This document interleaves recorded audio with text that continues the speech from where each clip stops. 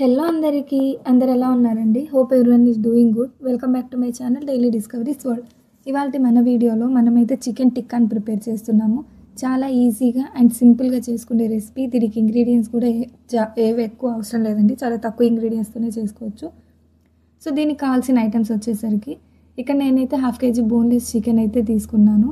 And అలాగే ఒక పెద్ద సైజ్ ఆనియన్, 2 నిమ్మకాయని నేనైతే జ్యూస్ తీసాను, ఒక గుప్పెడు కరివేపాకు, పసుపు 1 టీ స్పూన్, రుచికి సరిపడ సాల్ట్, కారం 1 టేబుల్ స్పూన్, ధనియాల పౌడర్ 1 టేబుల్ స్పూన్, జీరా powder 1 teaspoon, garam masala 1/2 teaspoon, అలాగే అల్లం వెల్లుల్లి పేస్ట్ 1 టేబుల్ స్పూన్, పచ్చిమిర్చి paste 1 tablespoon, chilli flakes వచ్చేసరికి 1/2 టీ స్పూన్ తీసుకున్నానండి. ఇక్కడ మనం పెరుగుని విస్క్ చేసుకోవడానికి నేనైతే పెరుగుని 200 గ్రామ్స్ వరకు తీసుకున్నాను, 1 కప్పు. అండ్ అలాగే సాల్ట్ వచ్చేసరికి రుచికి సరిపడా, పసుపు 1/2 teaspoon, garam masala 1/2 teaspoon, jeera powder 1 teaspoon, kasuri methi 1/2 teaspoon, and pepper powder వచ్చేసరికి 1/2 టీ స్పూన్. ఇక్కడ నేను నెయ్యిని కూడా యూస్ చేశానండి. సో వీటికి కావాల్సిన ఇంగ్రీడియంట్స్ అయితే ఇవి. బోన్లెస్ చికెన్ని 1/2 కేజీ నీట్గా క్లీన్గా సాల్ట్ వాటర్తో వాష్ చేసిన తర్వాత దీన్ని అయితే నేను ఒక మిక్సర్ జార్లోకి అయితే యాడ్ చేసుకొని మెత్తగా దీన్ని అయితే ఒక ముద్దలాగా ప్రిపేర్ చేసుకోవాలండి. సో వీడియోలో చూసారు కదా, ఇలా మనం ప్రిపేర్ చేసుకోవాలి. ఇప్పుడు ఈ చికెన్ని ఒక బౌల్లోకి యాడ్ చేసుకొని దీంట్లోకి మనం తీసుకున్న ఆనియన్, అల్లం వెల్లుల్లి పేస్ట్, చిల్లీ ఫ్లేక్స్, పచ్చిమిర్చి పేస్ట్, అండ్ అలాగే గరం మసాలా, జీరా పౌడర్, ధనియాల పౌడర్, కారం, పసుపు, రుచికి సరిపడ సాల్ట్, లెమన్ జ్యూస్, నెయ్యి అండ్ అలాగే కొత్తిమీర యాడ్ చేసి ఈ ఐటమ్స్ అన్నీ చికెన్కి బాగా పట్టేలాగా దీన్ని అయితే ఒక ముద్దలాగా బాగా మిక్స్ చేసుకోవాలండి.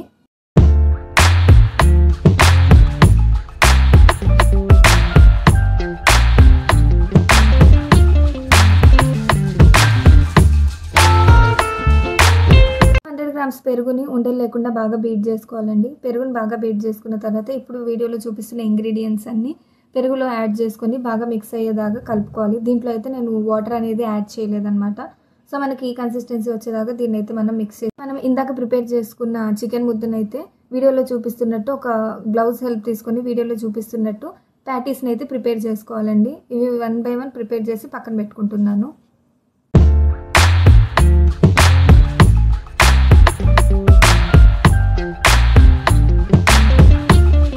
చికెన్ని ఫ్రై చేసుకోవడానికి, షాలో ఫ్రై చేసుకోవడానికి నేనైతే ప్యాన్లోకి ఆయిల్ యాడ్ చేశాను.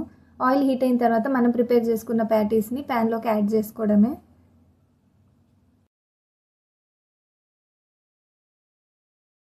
చూసారు కదండి చికెన్ ఎంత బాగా కుక్ అవుతుందో. దీన్ని 2 సైడ్స్ ఫ్రై చేసుకుంటూ 2 సైడ్స్ గోల్డెన్ బ్రౌన్ కలర్ వచ్చేదాకా వీటిని అయితే మనం ఫ్రై చేసుకోవాలి.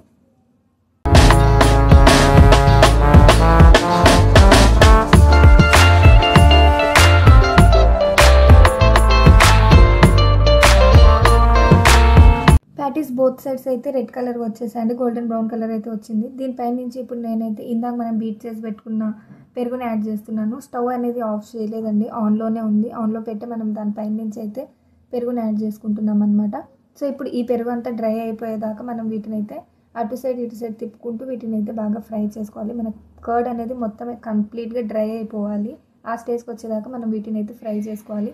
15 to 20 మినిట్స్ అయితే ఈజీగా పట్టిద్దండి పెరుగు మొత్తం డ్రై అయిపోవడానికి.